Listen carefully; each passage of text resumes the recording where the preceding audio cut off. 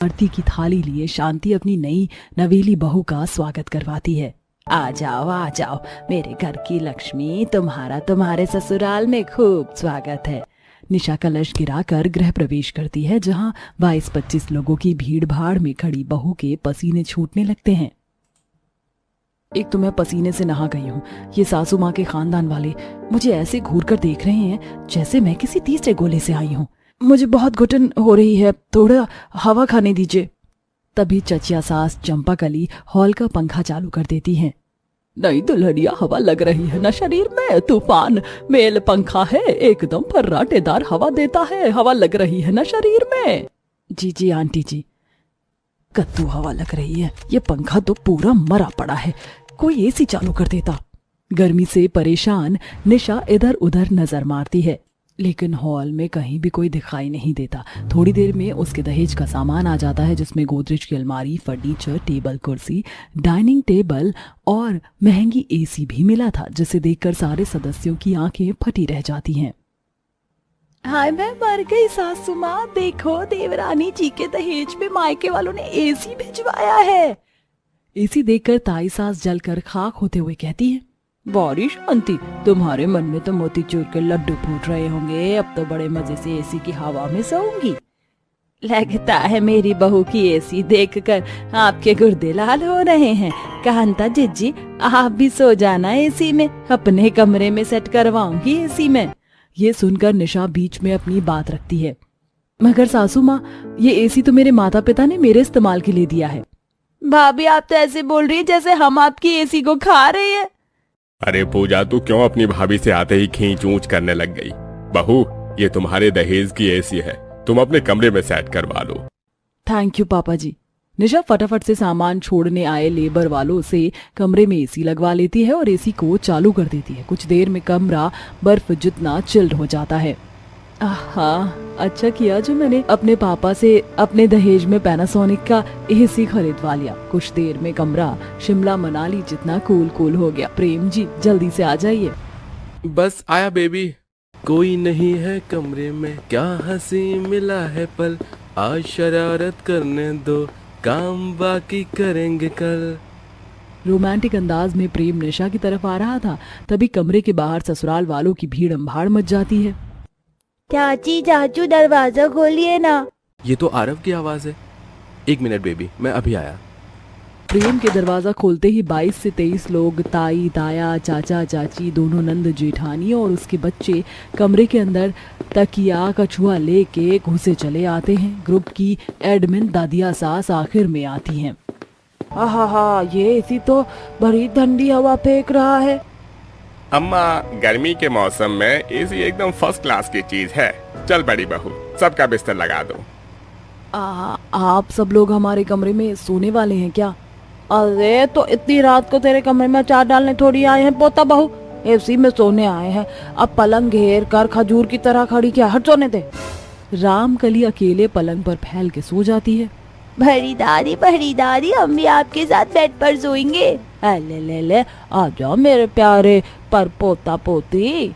देखते देखते 25 लोगों का ससुराल बेड से लेकर पूरे फर्श पर फैल जाते हैं। निशा के लिए जगह ही नहीं बचती। प्रेम जी, आपके बेशर्म रिश्तेदार और परिवार वालों को बिल्कुल मैनर्स नहीं है, कबाब में हड्डी बनने चले आए। निशा, दरअसल बाकी कमरे में एसी नहीं है, तो मेरे लिए मैनेज कर लो प्लीज। ठीक है, मगर सिर्फ आज के लिए। बेचारी बहू बचा हुआ कोना पकड़ लेती है, जहाँ एसी की थोड़ी थोड़ी हवा आ रही है, और ऊपर से ससुराल वालों के खर्राटे और गैस छोड़ने के चलते उसकी नींद खुल जाती है। ची, ऐसा लग रहा है जैसे किसी ने नासा का बम गिरा दिया। मेरी तो नाक के बाल जल गए। फ्रस्ट्रेटेड होकर निशा गर्मी में हॉल के सोफे पर सो जाती है। तभी 5 बजते ही रामकली आती है। नहीं बहू, ओ बहू, चलो उठ जा। दादी जी, सोने दीजिए ना, इतनी सुबह उठकर मक्खियां मारना है। हाँ, दैया उल्टा जवाब दे रही है। अरे घर की बहू है, घर की लक्ष्मी होती है, उठकर झाड़ू लगा, चाय बना। झपकी लेते हुए बेचारी बहू झाड़ू लगाने लगती है। देखो सहारे के सहारे कैसे कुंभकर्ण की तरह खर्राटे मारकर मेरी एसी में सो रहे हैं, मुझे तो खुंदक चढ़ रहा है। आग बबूला होकर बहू एसी बंद कर देती है, जिससे बुआ लीलावती बड़बड़ करने लगती है। तौबा तौबा, ये कमरे में इतनी गर्मी कैसे मच गई। अरे बहू तूने एसी क्यों बंद की, चालू कर दे। वो अजी सुबह हो गई है, आप सब लोग उठ जाइए, मुझे झाड़ू लगाना है। अरे बाद में लगा लेना झाड़ू, मुहूर्त नहीं निकला जा रहा है। कमरे का झाड़ू छोड़कर निशा नहा धोकर चाय नाश्ता बनाकर मेज पर लगाती है। ताऊ जी, ताया जी, चाचा चाची, जेठानी जी, सब लोग आ जाइए, नाश्ता लग गया। मेरा तो एसी छोड़कर जाने का दिल ही नहीं कर रहा। बहू नाश्ता कमरे में ले आओ।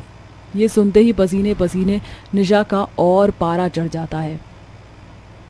हद है कसम से, एक तो भट्टी जितनी तपती गर्मी में चाय नाश्ता तैयार किया, अब इनको कमरे में परोस कर खिलाओ। एक के आगे से खिसका नहीं जा रहा, किसी से पता नहीं कब जाएगी।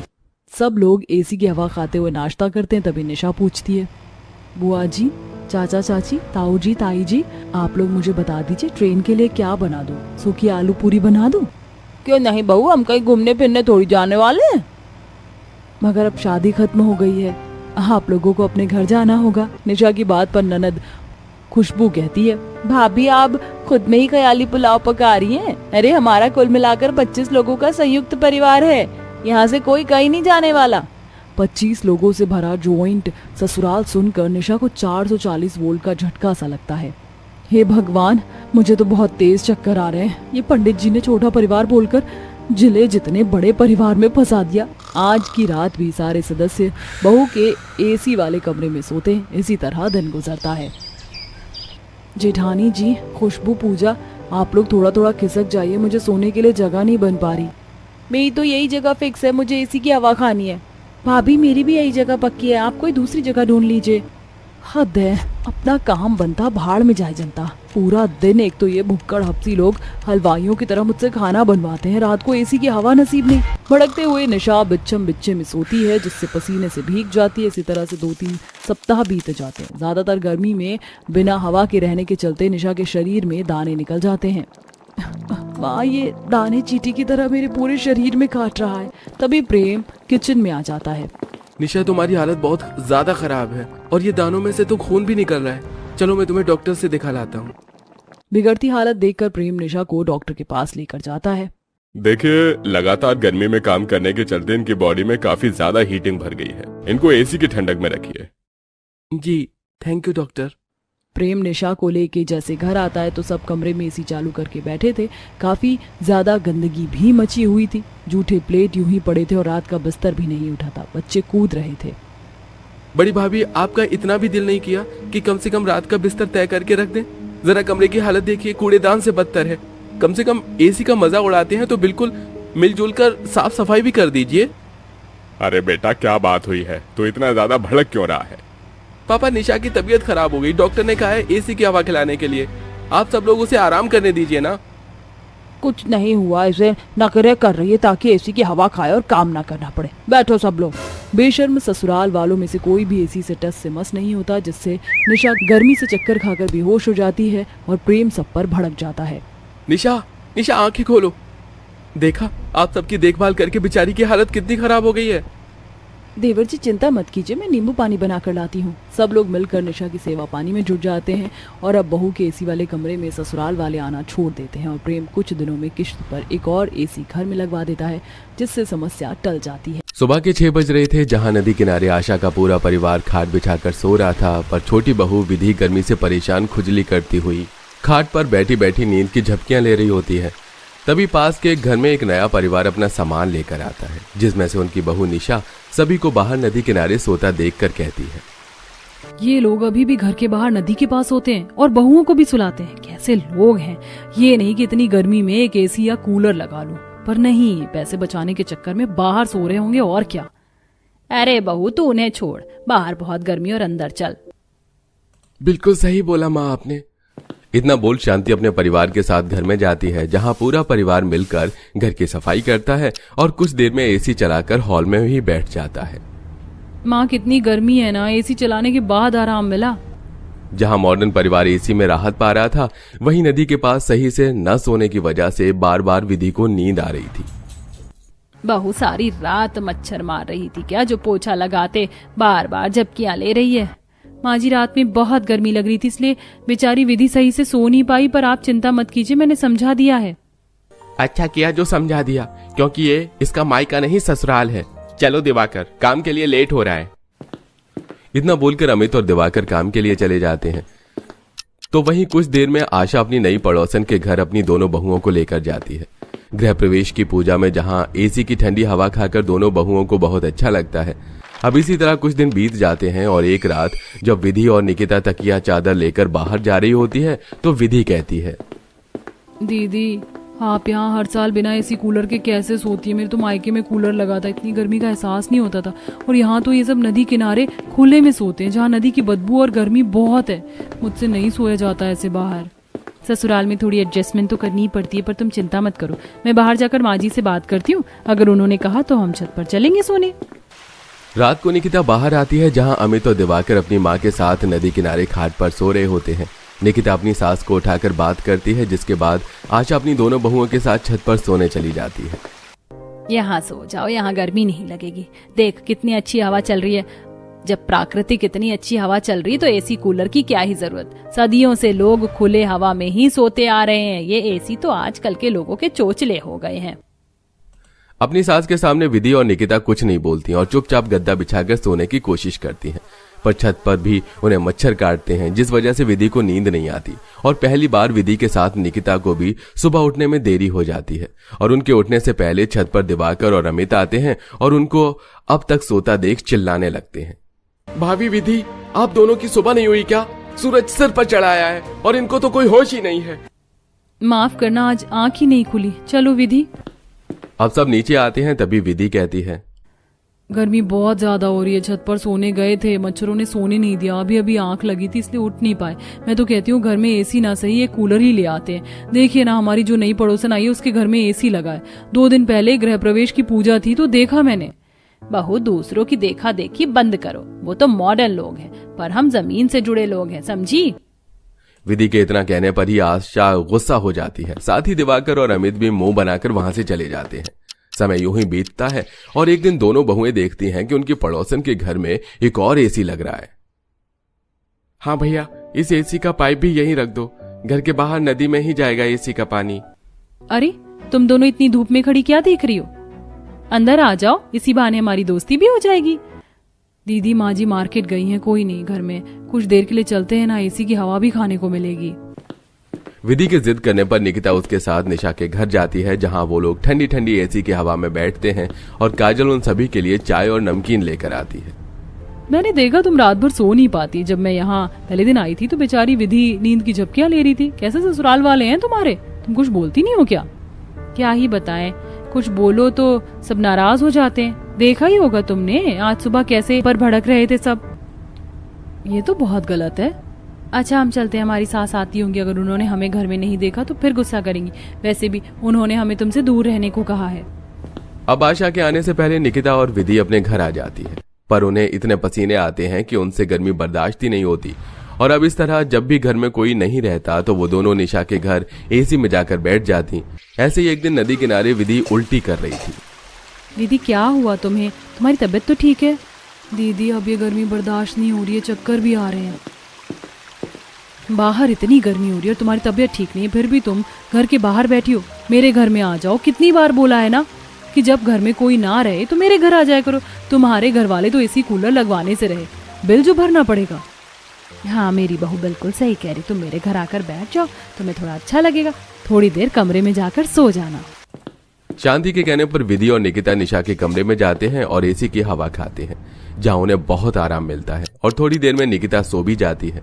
समय ऐसे ही बीतता है और एक रात जब अमित और दिवाकर अपनी मां के साथ घर के बाहर खाट लगाकर सोने लगते हैं तो अचानक से बारिश हो जाती है और वो लोग अपना बोरिया बिस्तर लेकर घर में आते हैं। बाहर कितनी तेज बारिश हो रही है, नदी का पानी बढ़ गया तो पानी घर में भी आने लगेगा। एकदम से ठंडा मौसम हो गया आज तो हम सब घर में ही सोएंगे। अब कहाँ से ठंडा मौसम हो गया? विधि की तबीयत खराब है, ऊपर से बारिश और गर्मी। बहू तुम्हारी जुबान तो उस मॉडर्न बहू की जुबान की तरह चल रही है। मेरे पीठ पीछे कहीं उससे दोस्ती तो नहीं कर ली? मना किया ना उसके साथ रहने से। आशा की बात सुनकर निकिता आगे कुछ नहीं बोलती और पूरा परिवार दरवाजा खोल हॉल में सोता है, जहां गर्मी की वजह से किसी को नींद नहीं आ रही थी। वहीं अमीर परिवार 2 एसी में चैन की नींद सो रहा था, जिन्हें ना बारिश का पता और ना गर्मी का एहसास होता है। वहीं आशा अपनी दोनों बहुओं से कहती है, एक तो बाहर इतनी तेज बारिश हो रही है और अंदर इतनी गर्मी लग रही है। बहू तुम दोनों हम तीनों माँ बेटे को हाथ पंखे से हवा करो ताकि हम सो सके। वैसे भी इस पंखे का चलना ना चलना तो बराबर है। आशा के कहने पर विधि और निकिता सारी रात उठकर दिवाकर, अमित और आशा को हाथ का पंखा करती है, जिस वजह से वो खुद नहीं सो पाती और सुबह बारिश होने की वजह से नदी का पानी बढ़ जाता है। अब जब भी पानी में लहर उठती, गंदे पानी का छींटे घर में आती, जिससे दोनों बहुएं परेशान हो जाती हैं और अब घर के बाहर पोछा लगाते हुए कहती हैं, एक तो मैं सारी रात सो नहीं पाई, ऊपर से इतनी गर्मी और बार बार गंदे पानी की छींटे घर में आ रही है। नदी का पानी कितना गंदा हो चुका है, कितनी बदबू आ रही है। देखो दीदी, नदी के किनारे कितना कूड़ा जमा है। अब हम कर भी क्या सकते हैं विधि, जल्दी से काम खत्म करके निशा के घर चलते हैं। क्योंकि दोनों बहुएं सारी रात सो नहीं पाई थीं, इसलिए वो आराम करने के लिए निशा के घर जाती हैं। पर उनकी गैर मौजूदगी में आशा घर आती है और अपनी बहुओं को न देख निशा के घर जाती है और एसी में बैठी अपनी दोनों बहुओं पर भड़कने लगती है। अच्छा, तो तुम दोनों की दोस्ती इस मॉडर्न से हो ही गई है। तभी मैं कहूँ, मेरी जो बहुएं मेरे सामने मुंह नहीं खोलती थी, आज उनकी इतनी जुबान कैसे चल रही है। आंटी जी, सोच समझ कर बोलिए, ये आपका नहीं हमारा घर है और आपकी बहुएं अगर आपसे कुछ कहती हैं तो क्या गलत कहती हैं। इतनी गर्मी हो रही है और आप हैं जो इतने पुराने ख्यालात लेकर बैठी हुई हैं। तुम अपनी बातें अपने पास रखो और बहुओं तुम तो घर चलो। आशा दोनों बहुओं को अपने साथ घर लाती है और घर आकर काफी भला बुरा कहती है। कुछ देर बाद रात को फिर से दिवाकर, अमित घर के बाहर सबके साथ नदी के पास घाट लगाकर सोने लगते हैं, पर बदबू की वजह से उन्हें नींद नहीं आती। बारिश के बाद नदी का पानी कितना गंदा हो गया है। नदी के पास इतना कूड़ा जमा हो गया है कि सांस लेना भी मुश्किल है। हम तो छत पर जा रहे हैं सोने, आप सब नीचे सो जाओ। इतना बोलकर दोनों भाई छत पर सोने के लिए जाते हैं, जहां उन्हें मच्छर सोने नहीं देते और नींद पूरी न होने की वजह से उनकी तबीयत खराब होने लगती है। माँ, बहुत बेचैनी हो रही है, सिर भी दर्द से फटा जा रहा है, कुछ करो माँ। गर्मी की वजह से आपकी तबीयत खराब हो रही है। हमारे घर में ना तो कूलर है और ना ही एसी। मैं निशा से बात करके आती हूँ, कुछ देर आप दोनों उसके घर में आराम कर लो तो अच्छा लगेगा। निकिता और विधि अपनी सास की एक नहीं सुनती और अपने पतियों को जबरदस्ती निशा के घर ले जाती हैं, जहां एसी में पूरे दिन सोने के बाद वो लोग अपने घर आते हैं और घर आते ही उनके पसीने छूटने लगते हैं, जिसके बाद वो लोग विनोद के घर जाते हैं। भाई साहब, अपनी माँ की तरफ से हम आपसे माफी मांगते हैं। ठीक है, पुरानी सोच तो हमारी भी थी जो हमने अपनी बीवियों की नहीं सुनी। आपके घर आज एसी में आराम करने से पता चला कि समय कितना बदल गया है। चलो, आपको एहसास तो हुआ कि पहले के और अब के जमाने में बहुत फर्क है। पहले नेचुरल हवा थी, पर अब पॉल्यूशन इतना ज्यादा बढ़ गया है कि लोगों का एसी लगाना जरूरी है। पर उसे भी हिसाब से चलाया जाए तो पर्यावरण भी ठीक रहेगा और हम भी। बेटा, इसीलिए हम सब तुम्हारे पास आते हैं। हमने कभी एसी लगवाया नहीं तो तुम्हारी मदद चाहिए। अगर तुम हमारे घर में एसी लगवा देते तो अच्छा रहता। जो आशा विनोद और उसके परिवार से नफरत करती थी, आज वो उसी से मदद मांगती हैं और ये देख दोनों बहुओं को काफी अच्छा लगता है। बहुत जल्द विनोद अपनी तरह उनके घर में एसी लगवाने से उनकी मदद करता है और इस तरह दोनों परिवार के बीच दोस्ती हो जाती है। और आशा भी अपने बेटों के साथ घर के बाहर नदी के पास न सोकर पूरा परिवार एसी की ठंडी ठंडी हवा में सोता है।